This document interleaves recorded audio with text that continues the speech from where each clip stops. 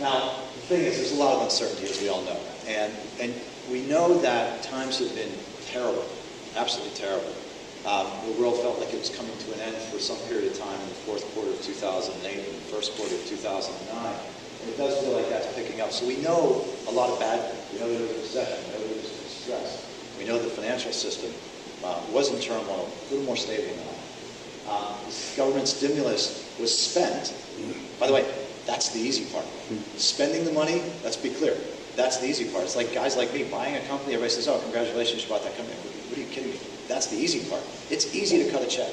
The consequences of all of that, we haven't started feeling yet. So I think what we're seeing is the government stimulus has led to people feeling like the economy is better than it really is, because the underlying real economy, what we're feeling is stimulus dollars. The consequence of that stimulus money is what concerns me on the back end of this. Risk appetite has come down. Debt and equity markets have rallied, so there's a little bit of a difference there. And then we see some signs of stability. Now, what we don't know is how long this turmoil is going to be here, how deep, are we going to see a double dip? What really does the future hold? But look, everybody around here has been in business in some way or perspective on business in some way or another. You never know. During a bull market, you're always expecting something else to happen, and then you wake up and only with the benefit of hindsight do you really know. So there's still a lot of uncertainty out there, and that's the way we're feeling about the world, we're feeling about the economy, and that's what guides us when we make our investment decisions today. So it's not terribly positive. Next slide, please. One of the things we do know is the debt in this country is off the charts. I'm just showing you total credit market debt. And forget about the millions and forget about the billions. We're now talking about trillions. And if you look at this side, these are trillions of dollars. And what this is consumer debt, credit cards, mortgages, it's business debt, guys like me who borrow bank debt or high yield bonds, and it's also government debt. And if you look back to 2006, we've been dramatically increasing the debt on our country for an awful long time. Now, most recently, you see that kind of turn a little bit. And it feels like, okay, that's a good sign? No, it's not a good sign. I mean, sure, it's turned, but we're talking about $54 trillion worth of debt. Let's put that in perspective over the last 100 years. Next slide. This is what really worries me. This is the amount of debt in the country over the GDP over the last 100 years. Okay? So if you go back to the early 1900s, and this is the percent, it's 1.8 times back here. And you see it hovers around 1.5 to 2 times, and that's total debt over our GDP. Leading up to the Great Depression, it started spiking, and it went up to 2.5 times. And we all know what happened, right? Great Depression came, chaos and calamity for 10 years. The whole economy had to reset itself. And then for an awful long time, it was about 1.5 times. Now, if you look at this, over the last 100 years, where do you think the base level should be? It's probably 1.5. Maybe we're a more sophisticated economy now, maybe a little bit higher. 2, 3, I don't know. It's certainly not the 3.5 times it is today. Right now, we have $54 trillion worth of debt on a total GDP of $14 trillion. That, to me, makes me worry about my kids. Well, actually, not my kids' future. We're fortunate. So, unfortunately, they're not going to have to worry about it. But a lot of their generation is really going to have to worry about it. I worry about the consequences of our country with that much debt on that kind of economy. We're over-levered. And the only way you get out of that is either you crater the value of debt, which we saw when the whole debt market cratered. People were selling mortgages at 50 cents on the dollar and 60 cents on the dollar. Or you hyperinflate your GDP. And you artificially raise GDP and you keep debt the same, right? So I think that's why you have super inflation somewhere down the road. I don't know when, but somewhere down the road, because this is completely out of balance. So this is the kind of thing that I think about and I worry about. So as you think about, and then you might say, well, Jack, you're a leveraged buyout guy. Does that really fit? I mean, how do you feel like, we just saw a video where you're saying you want to go out and do good and be good. I have to tell you, I really do feel like in my position, I can still impact businesses in a very positive way and impact the economy in a very positive way. Leverage is not bad. It can be misused, and we as a country, I think, are misusing it.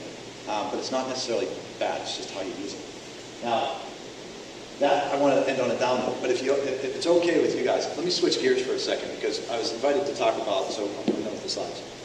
I was invited back to talk about case and entrepreneurship. As I was thinking back I'm now going to go back and talk a little bit about my time here and what lessons I've learned, because I do feel like I'm an entrepreneur in my job.